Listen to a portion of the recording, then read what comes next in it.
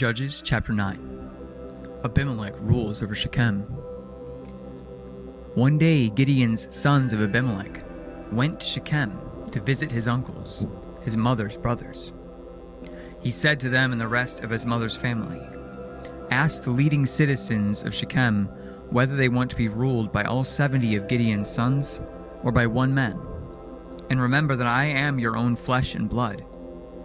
And so Abimelech's uncles gave his message to all the citizens of Shechem on his behalf.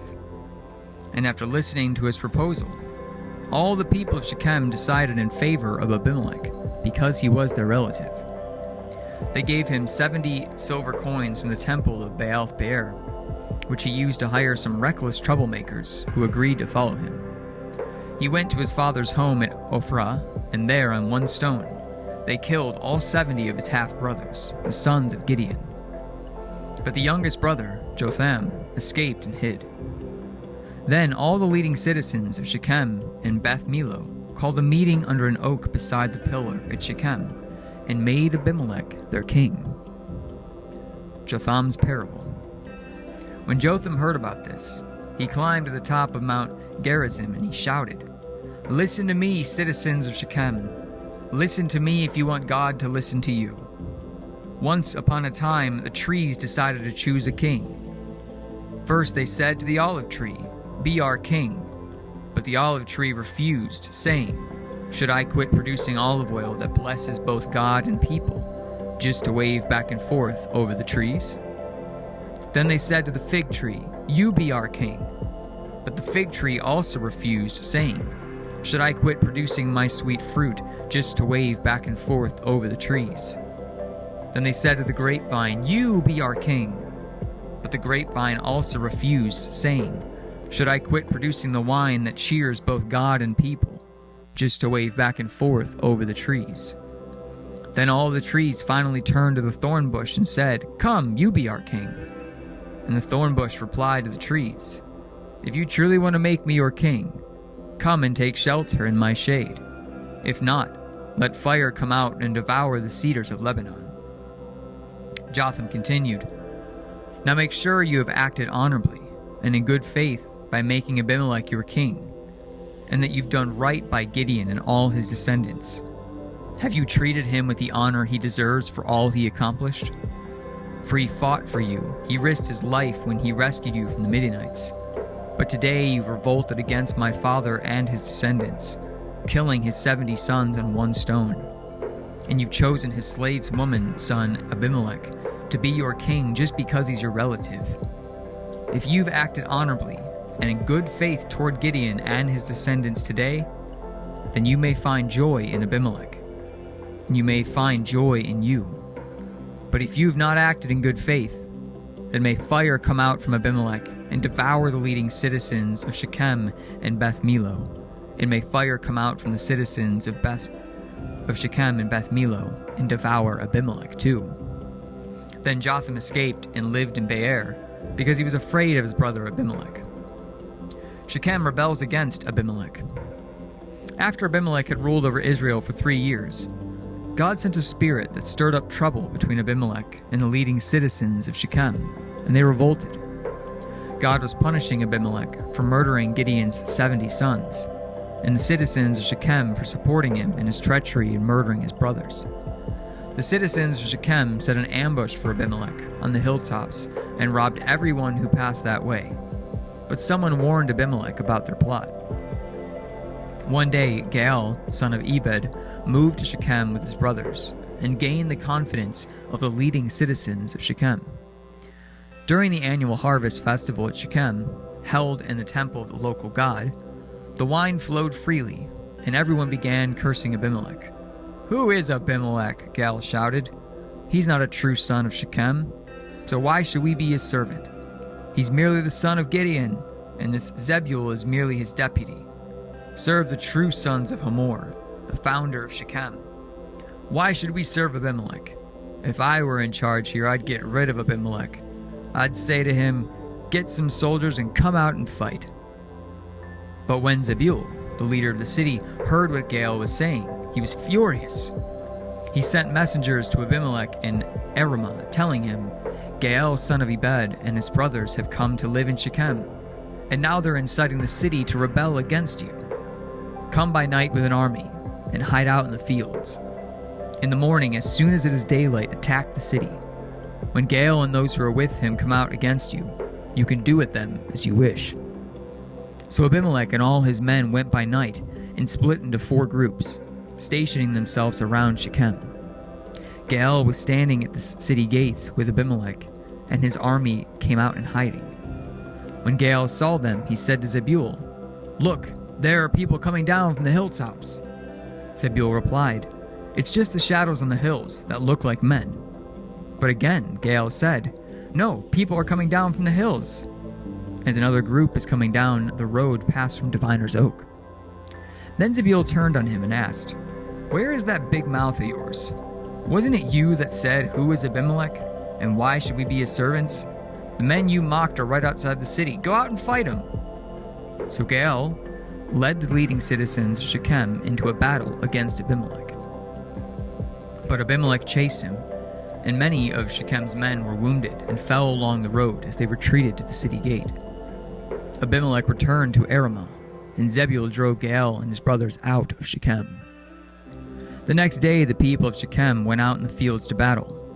When Abimelech heard about it, he divided his men into 3 groups and set an ambush in the fields. When Abimelech saw the people coming out of the city, he and his men jumped out from their hiding places and attacked them.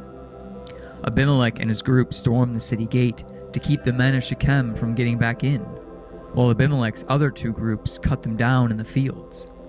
The battle went on all day before Abimelech finally captured the city. He killed the people, he leveled the city, and he scattered salt all over the ground. When the leading citizens who lived in the tower of Shechem heard what had happened, they ran and they hid in the temple of Baal Bereth. Someone reported to Abimelech that the citizens had gathered in the temple, so he led his forces to Mount Zalman. He took an axe and he chopped some branches from a tree, then put them on his shoulder. "Quick, do as I have done," he told his men. So each of them cut down branches, following Abimelech's example. They piled the branches against the walls of the temple and set them on fire. So all the people who lived in the tower of Shechem died, about 1,000 men and women. Then Abimelech attacked the town of Thebez and captured it.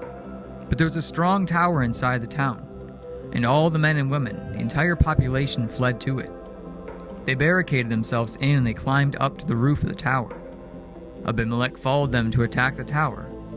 But as he prepared to set fire to the entrance, a woman on the roof dropped a millstone that landed on Abimelech's head and crushed his skull. He quickly said to his young armor-bearer, "Draw your sword and kill me.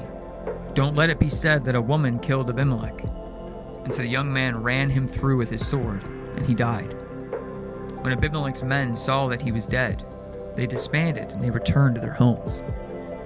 In this way, God punished Abimelech for the evil he had done against his father by murdering his 70 brothers.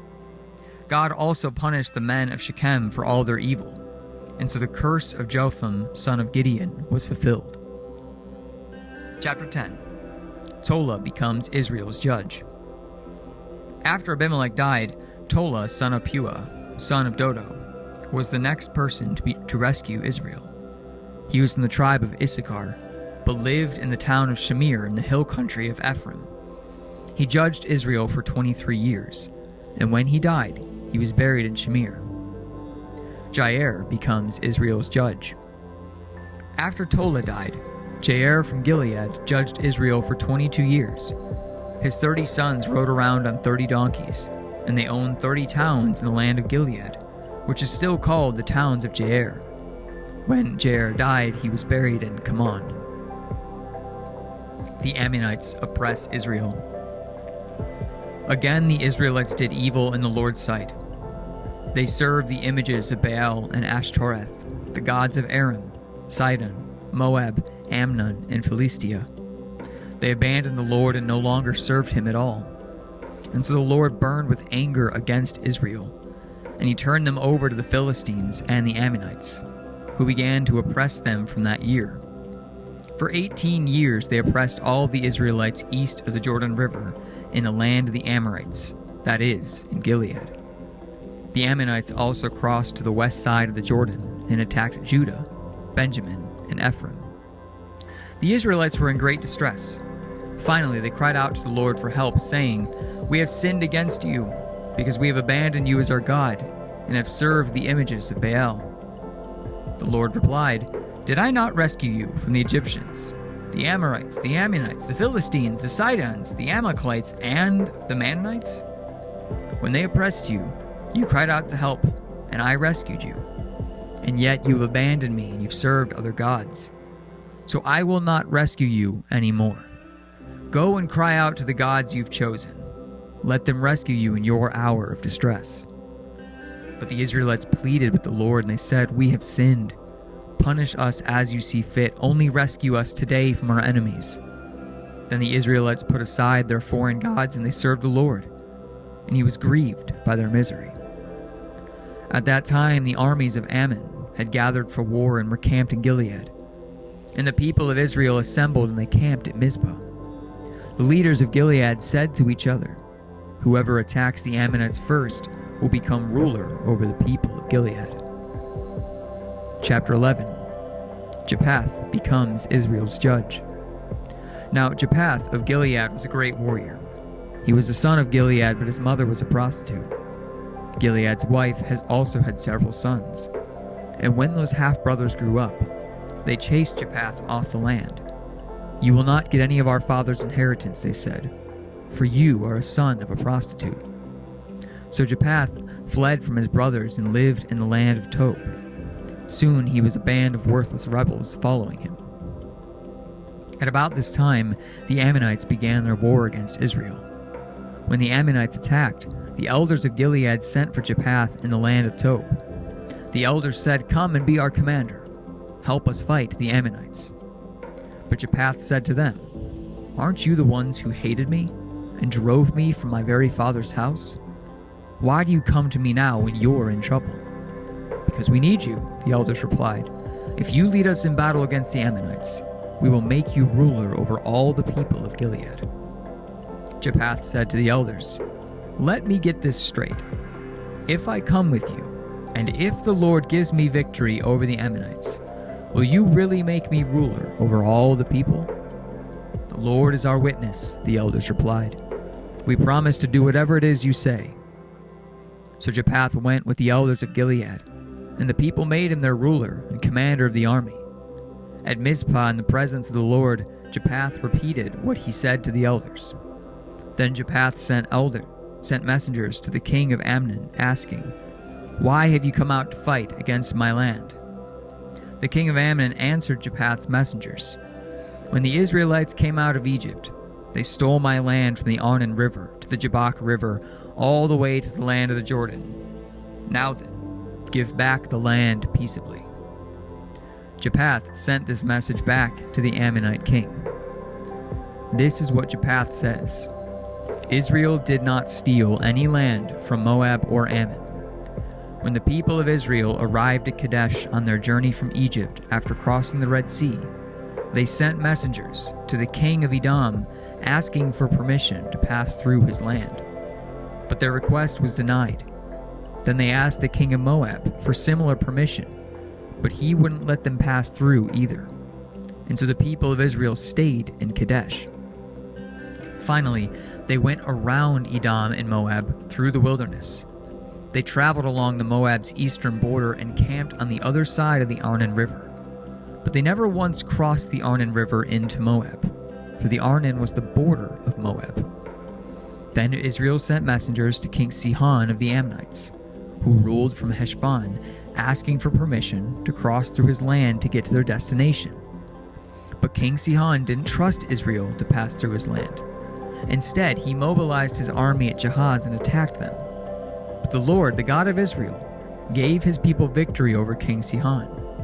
So Israel took control of all the land of the Ammonites who lived in that region, from the Arnon River to the Jabbok River, and from the eastern wilderness of the Jordan.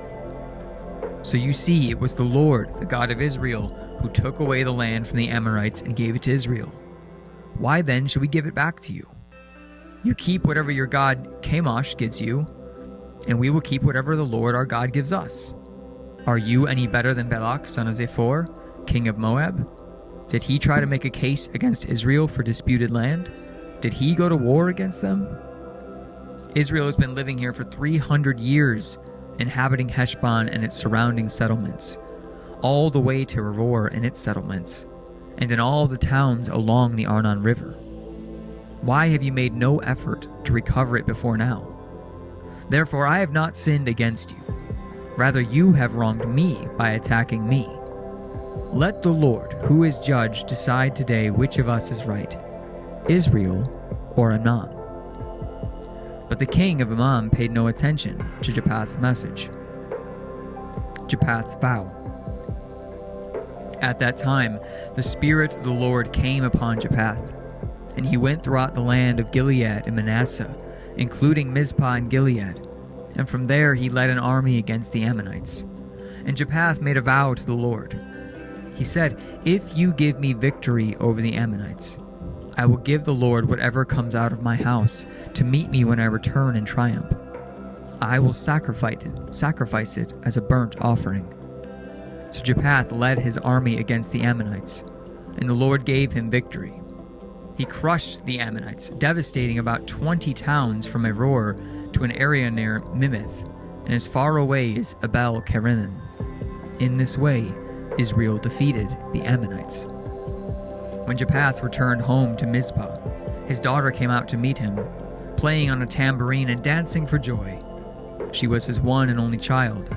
He had no other sons or daughters. And when he saw her, he tore his clothes in anguish. "Oh, my daughter," he cried out, "you have completely destroyed me. You've brought disaster on me, for I have made a vow to the Lord and I cannot take it back." And she said, "Father, if you have made a vow to the Lord, you must do to me what you have vowed, for the Lord has given you a great victory over your enemies, the Ammonites. But first let me do this one thing. Let me go up and roam in the hills and weep with my friends for 2 months, because I will die a virgin." "You may go," Jephthah said, and he sent her away for 2 months. She and her friends went into the hills and wept, because she would never have children. When she returned home, her father kept the vow he had made, and she died a virgin. And so became a custom in Israel, for young Israelite women to go away for 4 days each year to lament the fate of Jephthah's daughter. Chapter 12. Ephraim fights with Jephthah. Then the people of Ephraim mobilized an army and crossed over the Jordan River to Zephon. They sent this message to Jephthah: "Why didn't you call for us to help you fight against the Ammonites? We're going to burn down your house with you in it." Jephthah replied, "I summoned you at the beginning of the dispute, but you refused to come. You failed to help us in our struggle against Ammon. So when I realized you weren't coming, I risked my life and I went to battle without you. And the Lord gave me victory over the Ammonites. So why have you now come to fight me?"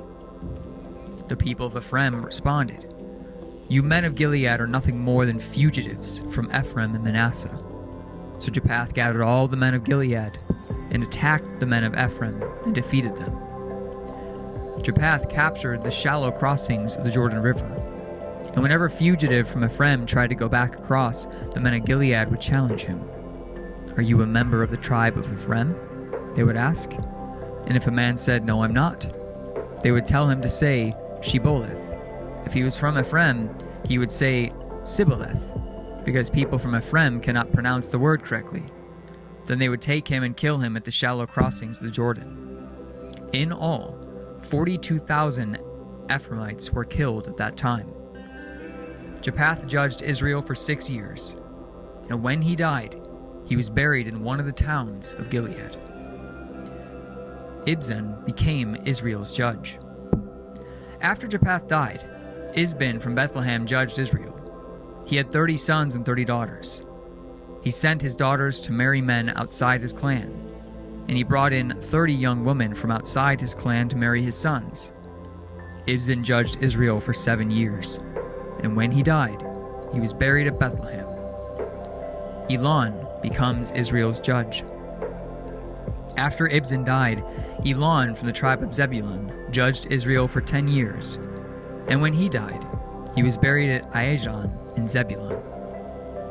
Abdon becomes Israel's judge. After Elon died, Abdon son of Hillel from Pirathon judged Israel. He had 40 sons and 30 grandsons, who rode on 70 donkeys. He judged Israel for 8 years, and when he died, he was buried at Pirathon in Ephraim, in the hill country of the Amalekites. Psalm 73, the first psalm in the third book of Psalms, a psalm of Asaph. Truly God is good to Israel, to those whose hearts are pure. But as for me, I almost lost my footing. My feet were slipping, and I was almost gone, for I envied the proud. And when I saw them prosper despite their wickedness, they seemed to live such painless lives. Their bodies are so healthy and strong. They don't have troubles like other people. They're not plagued with problems like everyone else. They wear pride like a jeweled necklace and clothe themselves with cruelty. These fat cats have everything their hearts could ever wish for. They scoff and speak only evil. In their pride they seek to crush others. They boast against the heavy burdens, and their words strut throughout the earth. And so the people are dismayed and they're confused, drinking in all these words. What does God know? They ask. Does the Most High even know what's happening? Look at these wicked people, enjoying a life of ease while their riches only multiply. Did I keep my heart pure for nothing? Did I keep myself innocent for no reason? I get nothing but trouble all day long. Every morning brings me new pain. If I had really spoken this way to others, I would have been a traitor to your people. And so I tried to understand why the wicked prosper. But what a difficult task it is. And then I went into your sanctuary, O God, and I finally understood the destiny of the wicked. Truly, you put them on a slippery path. You send them sliding over the cliff to destruction. In an instant, they were destroyed, completely swept away by terrors. When you arise, O Lord, you will laugh at their silly ideas, as a person laughs at dreams in the morning. And then I realized that my heart was bitter, and I was all torn up inside. I was so foolish and ignorant. I must have seemed like a senseless animal to you. And yet I still belong to you. You hold my right hand. You guide me with your counsel, leading me to a most glorious destiny. Whom have I in heaven but you? I desire you more than anything on earth. My health may fail, my spirit may grow weak, but God remains the strength of my heart. He is mine forever. Those who desert him will perish, for you destroy those who abandon you. But as for me, how good it is to be near Lord. I made the sovereign Lord my shelter, and I will tell everyone about the wonderful things you do.